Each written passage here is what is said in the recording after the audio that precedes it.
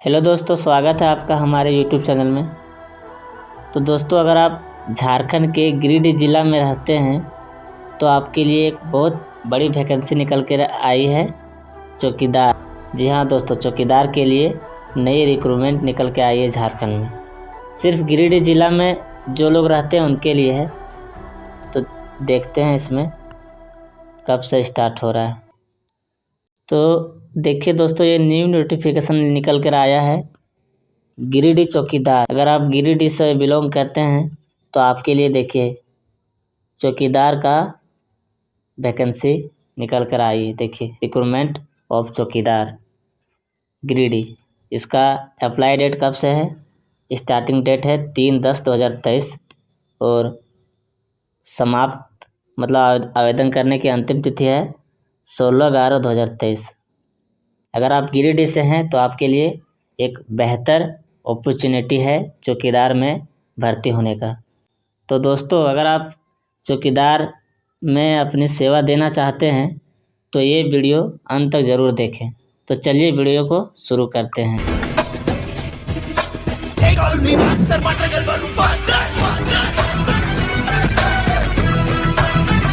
तो देखिए साथियों, गिरिडीह का ये वैकेंसी किस पदाधिकारी द्वारा जारी किया गया है। देखिए, जिला सामान्य शाखा कार्यालय गिरिडीह।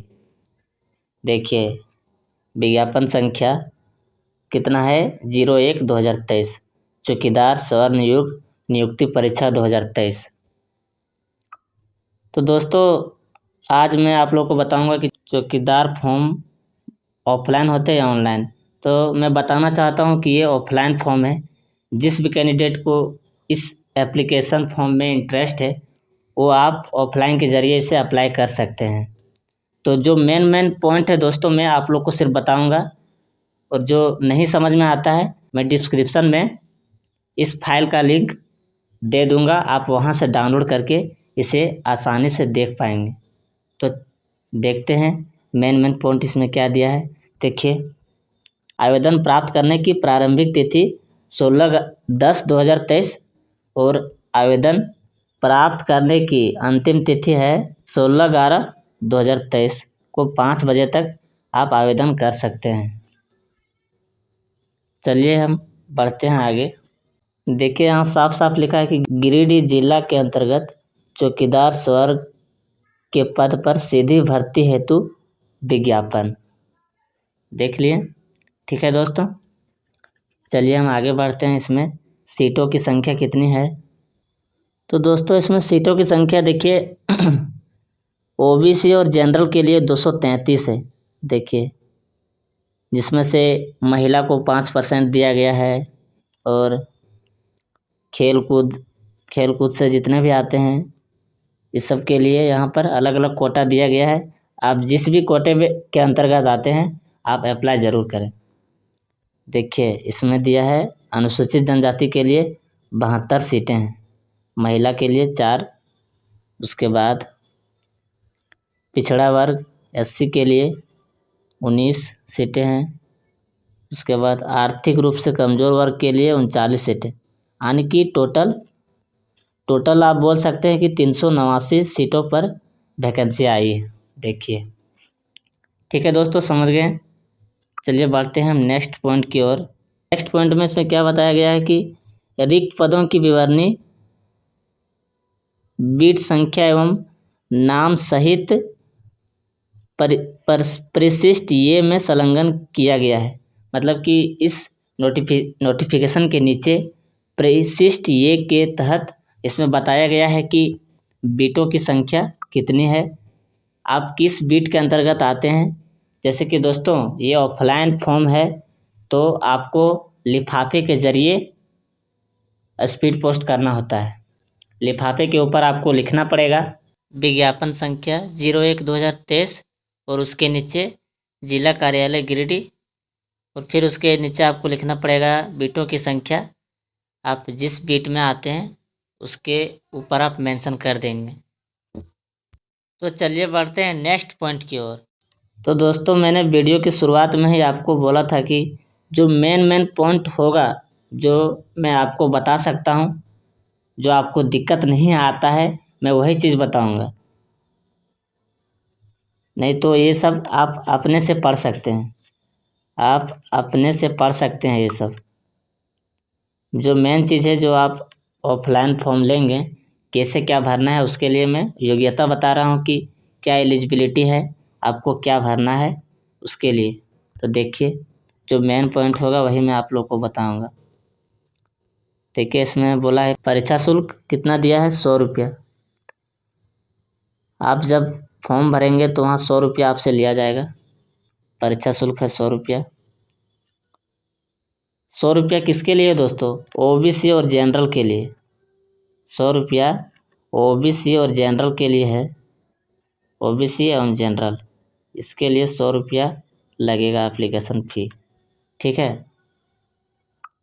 उसके बाद जो एसटी एससी कैंडिडेट एवं महिला वर्ग के कैंडिडेट हैं उनके लिए 50 रुपया परीक्षा शुल्क रखा गया है, उनके लिए 50 रुपया, देख लीजिए। चलिए हम बढ़ते हैं नेक्स्ट पॉइंट की ओर।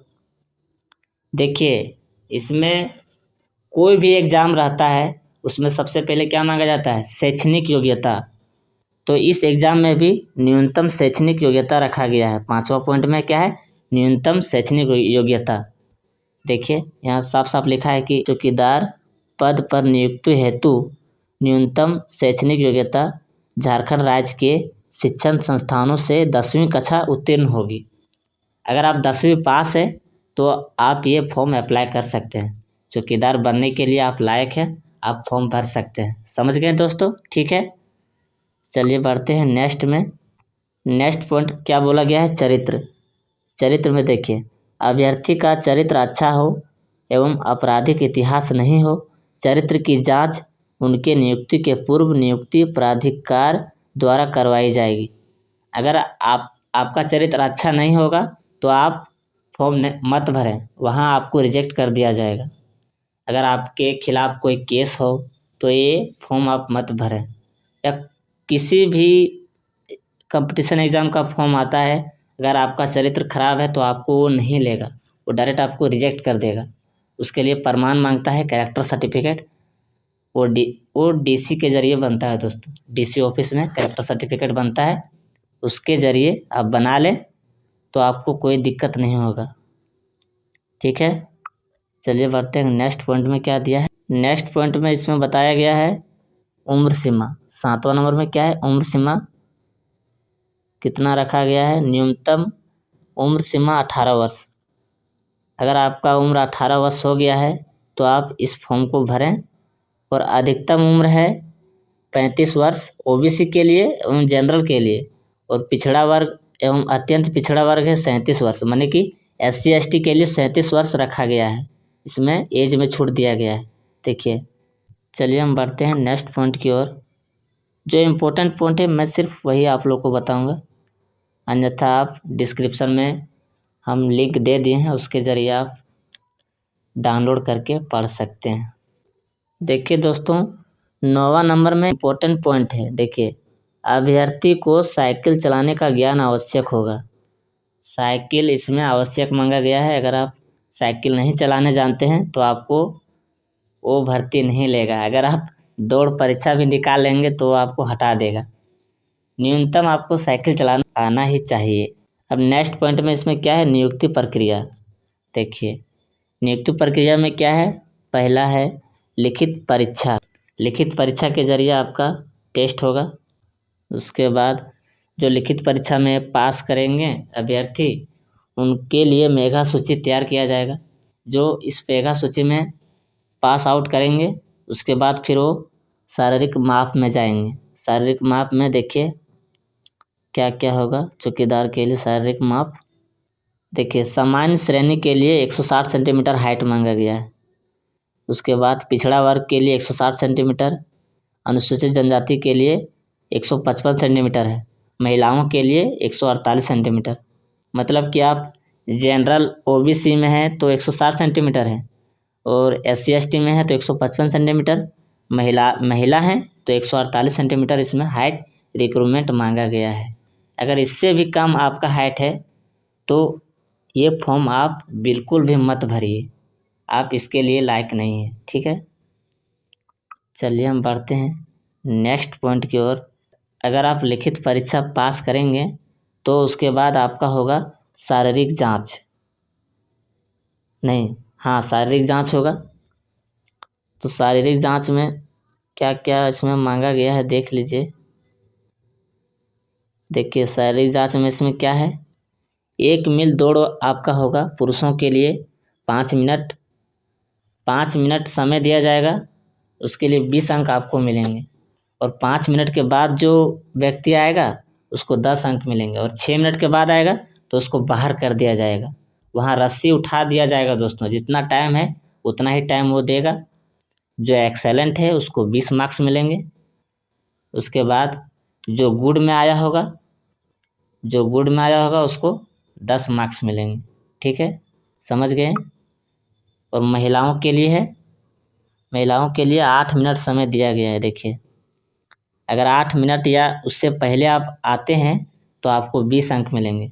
मतलब कि एक्सेलेंट बोला गया है, एक्सेलेंट अगर आएंगे तो आपको 20 अंक मिलेंगे।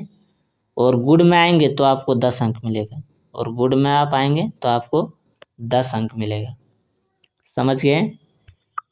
ठीक है, अब बढ़ते हैं नेक्स्ट पॉइंट की ओर। उसके बाद ये तीनों जब आप कर लेंगे, मेगा सूची आपका तैयार किया जाएगा।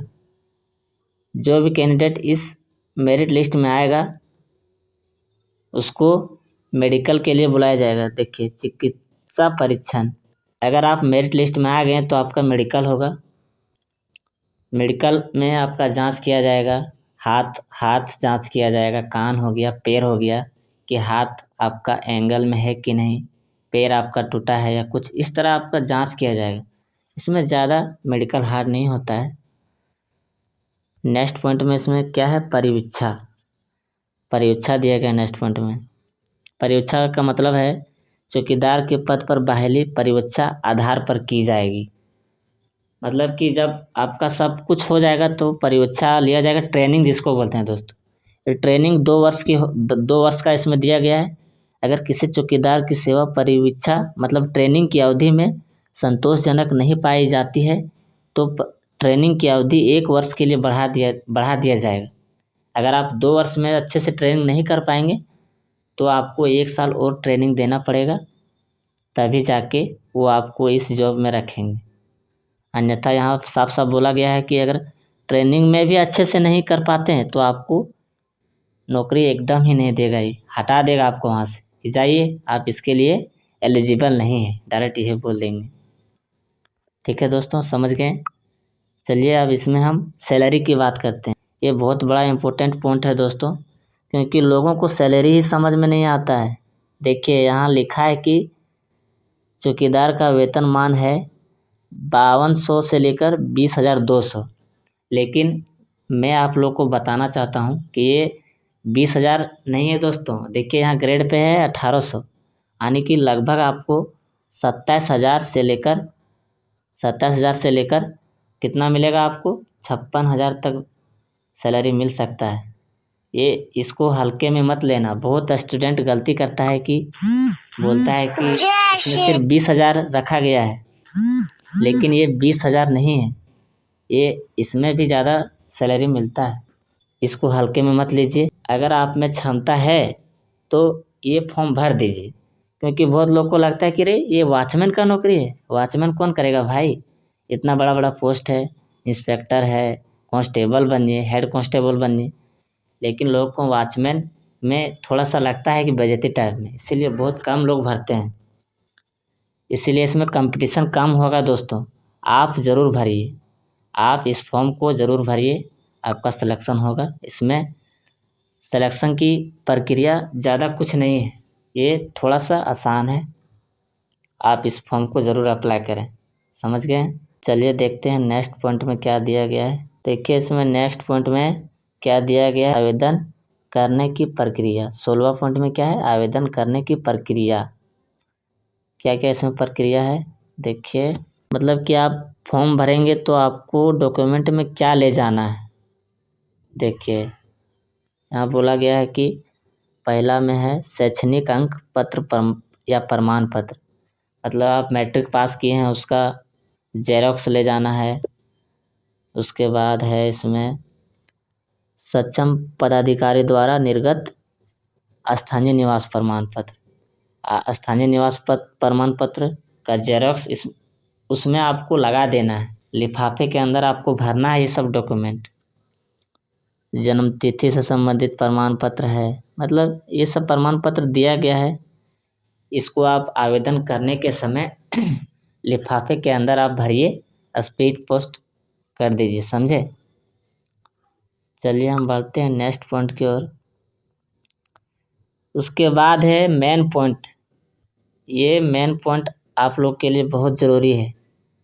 अगर ये चीज़ आप लोग नहीं सीखे अच्छा से तो नहीं होगा आपका। देखिए, आवेदन भेजने का पता दिया गया है। आप आवेदन इस एड्रेस के ज़रिए ही भेज सकते हैं। इसका एड्रेस है उप समाहर्ता प्रभारी जिला सामान्य शाखा गिरिडीह, उपयुक्त सह जिला दंडाधिकारी का कार्यालय, न्यू बिल्डिंग, प्रथम तल्ला, पपरवा टांड, गिरिडीह, पिन नंबर 815301। ये एड्रेस है। इस पते में आप भेजें तभी आपका फॉर्म एक्सेप्ट किया जाएगा, अन्यथा रिजेक्ट भी हो सकता है। यहाँ अगला पॉइंट में साफ साफ लिख दिया है। देखिए, किसी अन्य कार्यालय में आवेदन जमा करने पर आपका आवेदन निरस्त समझा जाएगा, यानी कि रिजेक्ट समझा जाएगा। आपको रिजेक्ट कर देंगे। अगर दूसरा कार्यालय में आप भेजेंगे तो आपका रिजेक्ट हो जाएगा। इस बात को ध्यान से समझें, ठीक है। अब इसमें नेक्स्ट पॉइंट क्या है, देखिए, दिनांक 16/11/2023 के अपराह्न 5 बजे तक आवेदन लिफाफे के ज़रिए लिया जाएगा। अगर 5 बजे के बाद लिफाफा आता है तो आपका आवेदन कैंसल हो जाएगा, समझ गए। तो समय रहते इस फॉर्म को ज़रूर भरें, अन्यथा आपका कैंसल हो सकता है। चलिए हम बढ़ते हैं नेक्स्ट पॉइंट में। इसमें क्या दिया गया है, देखिए, ये सब साइन है। सब अनुमंडल अधिकारी लोग से साइन ले लिया गया है। देखिए, जिला कल्याण पदाधिकारी से साइन लिया है, अनुमंडल पदाधिकारी डुमरी से साइन लिया गया है। मतलब सारा अंचल जो है उन लोग से साइन ले लिया है, क्योंकि वहाँ के गाँव से ही बच्चे आएंगे और आवेदन करेंगे, इसलिए इन लोग से सिग्नेचर ले लिया गया है, ठीक है। चलिए बढ़ते हैं नेक्स्ट, आगे बढ़ते हैं। क्या दिया गया है, ये सब जितना भी है आप पढ़ लीजिएगा दोस्तों। अगर मैं इतना सारा बताता रहूँगा तो वीडियो लंबा हो जाएगा। जो इम्पोर्टेंट है मैं सिर्फ वही बताऊँगा, आप पढ़ लीजिए। मैं डिस्क्रिप्शन में दे दिया हूँ, ठीक है। और ये बीटों की संख्या है। सभी अंचल और थाना का नाम यहाँ दिया गया है। गिरिडीह में कितना है, गिरिडीह में 13 प्रखंड हैं, उनमें से सभी प्रखंडों का बीट की संख्या दिया गया है। ये बीटों की संख्या ज़रूरी है। जब आप फॉर्म भरेंगे दोस्तों तो आपको वहाँ लिखना पड़ेगा बीटों की संख्या कितना है। आपका बीटों की संख्या लिफाफा के ऊपर लिखना पड़ेगा, समझे, तभी आपका वहाँ एक्सेप्ट होगा, नहीं तो रिजेक्ट हो जाएगा। ये सब बातें आपके लिए ज़रूरी है, समझ गए दोस्तों। तो ये आप अच्छे से पढ़ लीजिएगा। अभी हम नेक्स्ट पेज की ओर पढ़ते हैं कि इसमें क्या दिया गया है। इतना सारा बताएंगे तो वीडियो लंबा हो जाएगा, माफ़ कीजिएगा दोस्तों। तो दोस्तों आज के वीडियो में सिर्फ इतना ही था। इसके आगे का प्रोसेस मैं नेक्स्ट वीडियो में बताऊंगा कि आप फॉर्म कैसे भरेंगे और लिफाफे में क्या लिखना है वो मैं सब बताऊंगा आपको, क्योंकि लिफाफे के ऊपर बहुत सारा चीज़ लिखा जाता है। जैसे कि अपना एड्रेस आपको वहाँ लिखना पड़ेगा लिफाफे के ऊपर, और जहाँ भेजना है वहाँ का एड्रेस लिखना पड़ेगा। आपको जहाँ भेजना है वहाँ का एड्रेस लिखना पड़ेगा और स्पीड पोस्ट करना होता है। स्पीड पोस्ट में ज़्यादा खर्चा नहीं लगता है, 40 से 50 रुपया लगेगा। वज़न के तहत आपका फॉर्म लिया जाएगा, समझे। उसके ज़रिए ही आपका फॉर्म लिया जाएगा, वज़न के ज़रिए। जितना वेट होगा उतना पैसा आपका लगेगा, ठीक है। तो आगे का प्रोसेस मैं नेक्स्ट वीडियो में बताऊंगा। तब तक के लिए बने रहे हमारे चैनल पर। जय हिंद, जय भारत।